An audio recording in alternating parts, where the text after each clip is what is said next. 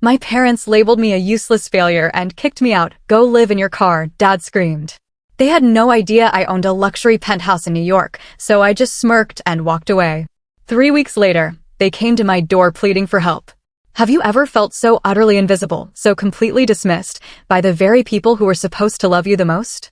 Imagine being told to sleep in your car by your own parents, in the pouring rain, while your golden child brother just smirked. That was my life. But what they didn't know was that their cruel words that night were the catalyst for a quiet, long game I was about to play. A game that would finally expose their true colors and redefine everything. My name's Oliver, and for as long as I can remember, my family had this knack for making me feel like the smallest, most insignificant person in the room. It wasn't always obvious insults, though trust me, there were plenty of those. Sometimes it was just the way my parents would look past me when I spoke, or how they'd nod politely when I shared something I was proud of, only to immediately pivot the conversation to my older brother, Ryan, and his latest monumental accomplishment. To them, Ryan was the golden child, the one who could do no wrong. Me? I was the dreamy, impractical one who just couldn't settle down. The one who never understood the value of hard work. Ironic, right? Considering I've been financially independent since I was 19. For years, I bit my tongue. I truly believed if I just stayed patient, if I proved myself through my actions instead of arguments, eventually, they'd see me differently. But no matter what I did, my successes never seemed to register. They knew I lived in New York, but in their minds, New York meant some dingy little apartment and a job that barely paid the bills. I never corrected them. I just let them believe what they wanted, partly because I didn't feel the need to impress them, and partly because, well, I knew they wouldn't believe me anyway. The breaking point came on a rainy Tuesday evening. I'd driven all the way back to my hometown for the first time in months, hoping to spend a few days with my parents before heading to a conference. I had barely stepped inside before my dad's voice cut through the living room like a whip. "You're late again." I was about to explain that traffic had been brutal, but he just waved his hand dismissively. Typical. No respect for anyone's time. Dinner that night was uncomfortable from the start. Ryan had big news. He'd just been promoted, and the entire conversation revolved around how driven and responsible he was. I smiled and congratulated him, but I could feel the subtle jabs my parents kept slipping in my direction. "Maybe you could learn a thing or two from your brother," my mom said at one point, sipping her wine. Dad chimed in. "Yeah, maybe you'd have a real career by now instead of whatever it is you do." Whatever it is you do. That was the line that got me. I've built a thriving business from scratch, one that affords me a lifestyle I never even dreamed of growing up. But to them, because I wasn't chained to a desk in a corporate office or wearing a suit every day, it didn't count. By the time dessert came around, the air in the room was thick with tension. Ryan had just made some snarky joke about me probably crashing on friends' couches when Dad set down his fork, looked me dead in the eye, and said, "Oh well, you're 29 years old. It's embarrassing. You have no stability, no respect for us, and frankly, no future if you keep living like this." My mom didn't say anything, but she didn't defend me either. She just stared at her plate. Then Dad leaned back in his chair and delivered the line that burned itself into my memory. "Get your things and go sleep in your car. You're not staying here." For a moment, I thought he was joking. But when I glanced at Ryan, he wasn't laughing. He was smirking like he'd just won something. My chest tightened, but I forced myself to stay calm. "All right," I said quietly. "No shouting. No arguing." I stood, walked to the guest room, and gathered the small bag I'd brought. As I stepped outside, the rain was still coming down, soaking through my jacket in seconds. I sat in my car for a moment, gripping the steering wheel. Part of me wanted to just drive off and never look back. Another part of me, the part that had spent years swallowing my pride in that house, wanted them to know exactly who they were talking to. But not yet. This wasn't the moment. So I turned the ignition, pulled away from the curb, and headed back to the airport without saying goodbye. They thought I'd be curled up in the back seat of my car that night. In reality, I was flying back to Manhattan, back to my penthouse overlooking Central Park, the one they had no idea I owned. I didn't hear from them for 3 weeks.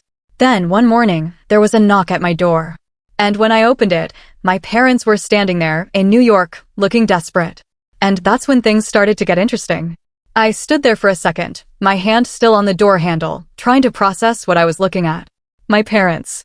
The same people who'd told me to go sleep in my car, now on my doorstep in the middle of New York City. My dad's tie was loose, his usual air of authority looking a little frayed around the edges. Mom clutched her handbag like it was the only thing keeping her grounded. Neither of them said anything right away. Finally, my mom stepped forward, her voice soft, but with that practiced tone she used whenever she was about to ask for something. "Oliver, we need to talk." The last time I heard that phrase from her, it was about how I needed to start taking life more seriously because Ryan had just bought his first condo and I was still wandering. I stepped aside slowly, letting them in. But I didn't miss the way my dad's eyes darted around the entryway, scanning the polished marble floors, the artwork on the walls, the floor-to-ceiling windows framing the skyline. He tried to mask it, but I saw that flicker of surprise before his expression hardened again. "Nice place," he said, almost begrudgingly, like the words tasted bitter. They sat down on my couch, but the energy was all wrong. This wasn't a friendly visit, and it wasn't an apology. It was something else, something heavier. I stayed standing, leaning against the armchair, waiting for them to start. Mom took a deep breath. "We've run into a little situation," she began, her eyes starting to Dad. Dad jumped in, his tone sharper, more defensive. "Your brother's business hit a rough patch. The investors pulled out. He's in a bind. We all are." He said we like it was some collective crisis we were all naturally responsible for, as if the years of them keeping me at arm's length didn't matter now. I didn't say anything yet. Just let them keep talking. "It's temporary," Mom rushed to add. "We just need a little help to get through this. Ryan's worked so hard, Oliver. You know he's always been there for you." She stopped mid-sentence, realizing that wasn't exactly true. I almost laughed at that. Ryan had spent our whole lives undermining me, taking credit for things I'd done, whispering to our parents that I lacked discipline. The golden child image was one he had polished to perfection with their full support. Dad must have sensed my hesitation because his tone shifted to that commanding voice I'd heard my entire childhood. "This isn't the time to be petty. Family comes first. Ryan's future is at stake. And as his brother, you have a responsibility to step up." That word, responsibility, hit me like a brick. They had never once framed their treatment of me as their responsibility. But now, suddenly, I owed them? I sat down across from them, feeling the weight of years of one-sided loyalty pressing down on me. "And what exactly are you asking for?" I said, keeping my tone even. They exchanged a glance, and then Mom said it. "We need a loan, just enough to cover expenses until Ryan gets back on his feet. We were thinking maybe $50,000. I almost choked. 50,000, like it was pocket change I could just hand over without a second thought. And the way she said, "We told me everything." This wasn't about them. This was about saving Ryan again. But then Dad added something that made my jaw clench. "You owe us that much after everything we've done for you." I sat back, studying them. I thought of every birthday they'd forgotten. Every time they'd canceled plans with me because Ryan needed them. Every moment I'd been made to feel like a guest in my own family. And now here they were, expecting me to swoop in and save the day for the very person who'd made my life miserable. And that's when I realized this wasn't just about money. This was about control. They weren't here to ask. They were here to remind me that in their eyes, I'd never really outgrown the role they'd assigned me. But what they didn't know is how much I'd outgrown it. I leaned forward, ready to ask a question that would change the direction of this conversation entirely. And just as I opened my mouth, Dad's phone buzzed on the coffee table before I could get the words out. He glanced at the screen, his face tightening. For a split second, he hesitated, and then he picked it up, stepping toward the window with his back to me. I wasn't trying to listen, but his voice carried in the quiet room. "Yeah, we're here now. Don't worry, he won't say no. He owes us." He paused, then chuckled. "Besides, once we get it, he won't see a dime of it back. I'll make sure of that." My stomach dropped. I looked at Mom, expecting her to at least look uncomfortable, but she wouldn't meet my eyes. She just sat there smoothing her skirt, pretending she didn't hear. And that was almost worse, because it meant she was in on it, too. Dad ended the call and turned back around like nothing had happened. "So, Oliver," he said, settling back on the couch. "We were thinking we could move quickly on this. No point in dragging it out." Something in me shifted in that moment. This wasn't just about saving Ryan's business or helping them out of some crisis. They'd planned this. They'd come here with the full intention of taking what they could from me and never giving it back. I wanted to call him out right then and there, but before I could speak, my mom leaned forward, her voice low and syrupy. "You know, we've always been there for you. Even when you made choices we didn't agree with, we stood by you. Now it's your turn." I couldn't help it. I laughed. A short, bitter laugh that made her flinch. You stood by me? You threw me out in the rain 3 weeks ago and told me to sleep in my car. She froze, but Dad waved it off like I was exaggerating. You were being dramatic. We just needed to push you to do better. That was when Ryan's name flashed on Dad's phone again, and without thinking, Dad answered on speaker this time. Ryan's voice came through loud and clear. So, did he agree? We need to lock in that payment before the bank closes. Make sure you don't let him think it's optional. He's too soft for his own good. I felt my hands tighten into fists.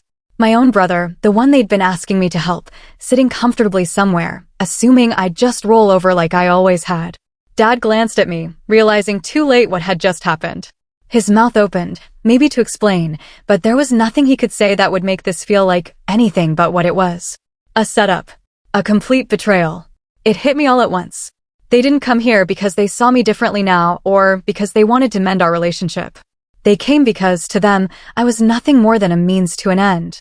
I sat back, forcing my voice to stay calm, even though my heart was pounding. You know, I said slowly. It's funny. You've spent years making sure I knew I wasn't part of this family's inner circle. But now that you're in trouble, suddenly I'm the one you trust to fix it. Neither of them said a word. And in that silence, I made a decision. One they wouldn't see coming. But before I could lay the first brick of the plan forming in my mind, Dad tried one last move. Oliver, you're not going to make us regret coming to you, are you? I smiled faintly, already knowing the answer to that. And that's when I decided exactly how I was going to handle them. I didn't kick them out right then. As much as every nerve in my body was screaming to end the conversation, slam the door, and let them figure out their mess alone, I stayed calm. Too calm.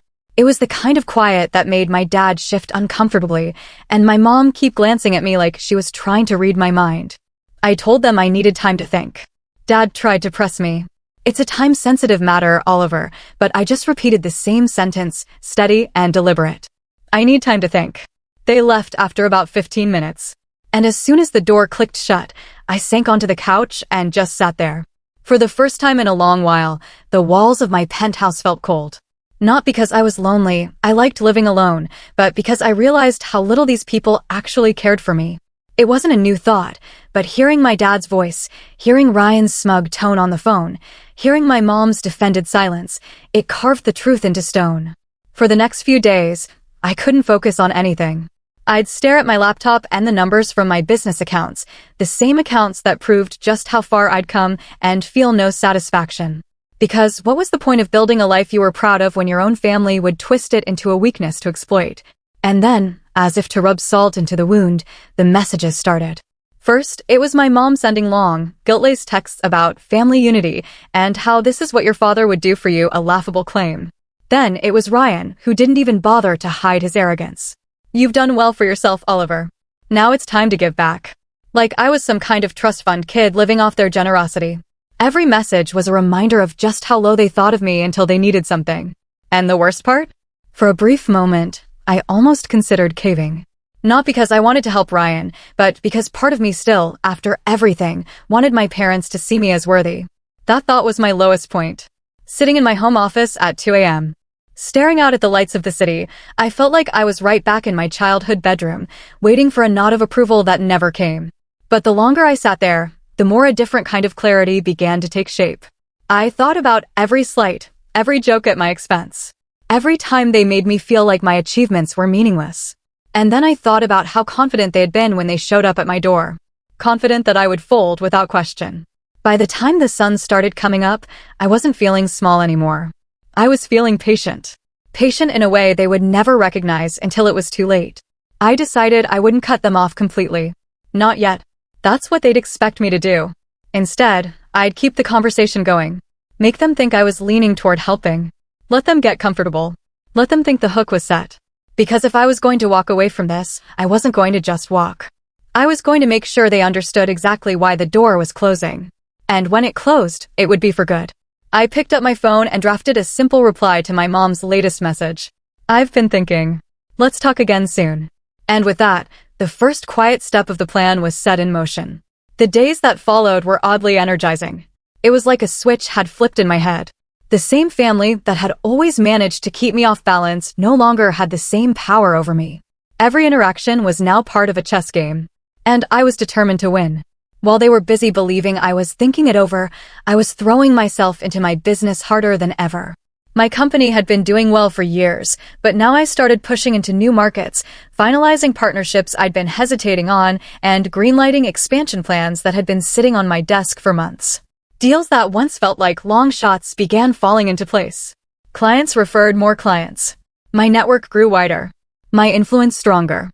And with every success, I started feeling something I hadn't felt in years: complete control. Not just over my career, but over my narrative. I no longer needed their validation. I no longer even wanted it. My daily routine shifted. Mornings were spent in strategy meetings overlooking the city. Afternoons were dedicated to site visits and signing contracts. And evenings were filled with industry events where I was no longer the quiet observer in the corner. I was the one people sought out. The contrast to how my parents saw me couldn't have been sharper. Every so often, I'd get another message from them or from Ryan. The tone always wavered between entitled and desperate. Have you made your decision yet? It's getting urgent, Oliver. If you care about this family, you'll do the right thing. I'd reply just enough to keep them hopeful, short, polite, non-committal. Meanwhile, my financial position skyrocketed. A deal I closed in late spring meant an influx of capital that not only secured the company for years, but gave me personal leverage I'd never imagined having. I invested in property, not because I needed more, but because it was the perfect symbol of how far I'd come. A townhouse in Brooklyn, a beach property in the Hamptons. Each acquisition was a quiet reminder to myself: I built this. No one handed it to me. Even socially, things shifted. I reconnected with old friends who'd supported me back when I was scraping by. I brought them into my world, introduced them to the kind of dinners and events my family always imagined were out of my league. These were the people who actually believed in me. And watching their eyes light up as they saw the life I'd built was a far better feeling than any nod of approval from my parents could have given me. The most satisfying part was knowing they had no idea this growth was happening. In their minds, I was still thinking it over, possibly struggling with the decision, maybe even feeling guilty for making them wait. They had no clue that every passing day made their leverage weaker and mine stronger. By the time summer rolled around, I was at the peak of my professional and personal life. The business was thriving, my influence was expanding, and I was surrounded by people who valued me for who I was, not what I could give them. And just when I thought they might finally back off, I got a message from Ryan that made me pause mid-meeting. It simply read, "We've decided to come by this weekend. We can talk in person." I stared at the screen for a long moment, a slow, deliberate smile spreading across my face, because this time, I was ready for them. I didn't reply to Ryan's message right away. I let it sit there unread in his mind, the little, delivered icon taunting him. If they wanted to come to me, fine. But this time, they were walking straight into my territory, and I was going to make sure every second of it reminded them exactly where we stood. That week, I set things in motion quietly. First, I scheduled a meeting with a new PR firm I'd been considering for months. They specialized in high-profile brand image work, but what interested me most was their ability to document and publicize milestones. I wanted my professional wins, my philanthropic work, and my investments to be more visible, not just in the business world, but in the kind of social circles my parents had always admired from afar. If they were going to see me now, they were going to see all of it. Next, I called an old college friend, Mark, who now worked in private banking. Mark had been through plenty of rough times with me back when I was living paycheck to paycheck, and he understood why I was calling before I even explained. "So you're telling me," he said, half laughing, "you want the meeting to happen while you're signing the biggest deal of your career?" "Exactly," I told him. "I want them to walk in and see the ink drying." Mark didn't disappoint. By Friday, the paperwork was set. An acquisition deal worth more than they could imagine. One that would not only expand my company's reach, but put me in a position where my personal net worth would jump into a range that my parents used to talk about like it was reserved for people born into privilege. The night before they were supposed to arrive, I got an email from a mutual acquaintance, someone who still kept in touch with my parents despite knowing how they treated me. And it was a piece of information that made everything click into place. Ryan's business troubles were far worse than they'd admitted. Not only had he lost his investors, but he'd been using personal loans to keep things afloat, and one of those loans had been co-signed by my parents. If he defaulted, they would be on the hook for the full amount. Suddenly, their urgency made perfect sense. This wasn't just about helping Ryan. It was about saving themselves from financial disaster. And the number they had thrown at me before, $50,000, that wouldn't even make a dent. They'd need 5 times that just to stop the bleeding. I sat back in my chair after reading that email, the pieces falling neatly into place. This wasn't just an opportunity to refuse them. This was an opportunity to take control of the entire dynamic once and for all. When Saturday morning came, I had everything ready. Contracts on the table. A conference call. Scheduled with the acquisition team. My assistant, yes, I now had one, prepared to walk in with updates at timed intervals. Even the setting was intentional. The panoramic view of Manhattan from my living room. Sunlight hitting the skyline just right. The kind of view you didn't just stumble into by accident.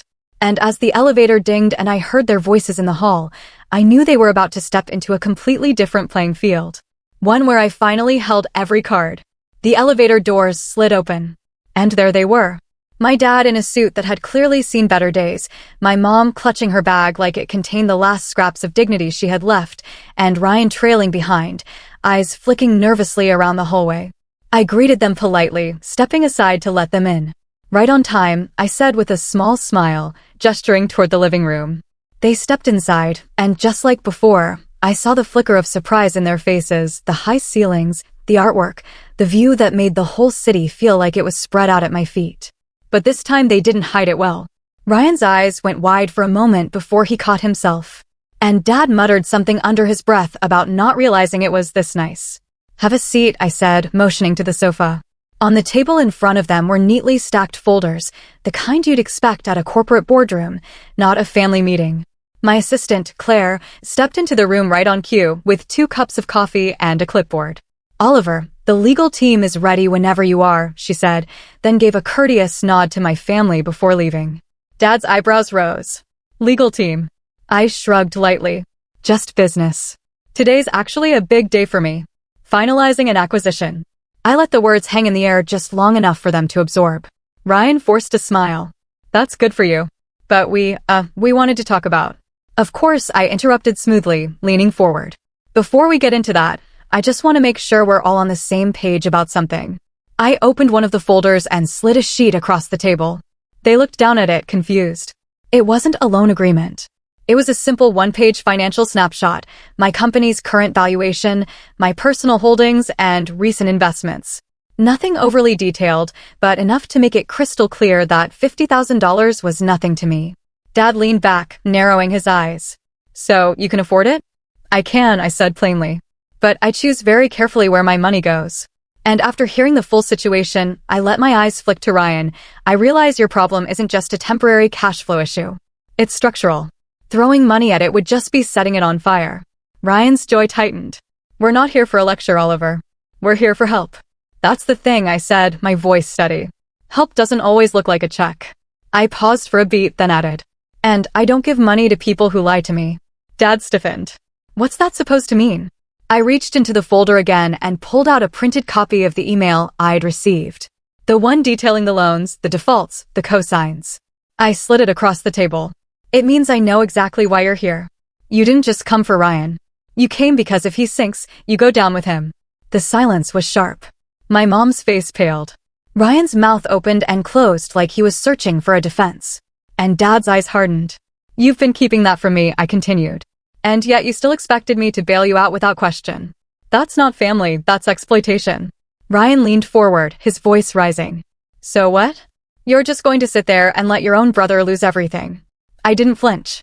My brother made his choices, and so did my parents. I learned a long time ago that rescuing people from the consequences of their actions only guarantees they'll repeat them. Then I smiled. Not a warm smile, but the kind of smile you give when the game is already over. So, here's what's going to happen. I'm not giving you money. I'm not co-signing anything. And I'm certainly not putting myself in the line of fire for a business that's already halfway sunk. You came here expecting me to roll over like I always did, but that version of me doesn't exist anymore. Dad's face flushed with anger, but before he could speak, Claire re-entered the room. Oliver, the conference call is ready. The acquisition team is on the line. I stood, straightened my jacket, and looked down at them. I have to take this. Feel free to see yourselves out. And with that, I walked into my office, leaving them sitting there in stunned silence. The skyline behind them, the city humming below, and the reality of their failures settling in. But as I closed the door, I knew this wasn't over. Not yet. When I came out of my office an hour later, the living room was empty. No note, no goodbye, just the faint smell of my dad's aftershave lingering in the air and the untouched cups of coffee sitting cold on the table. I thought maybe that would be it. That they'd lick their wounds in private and I'd never hear from them again. But 2 days later, my phone rang. It was my mom.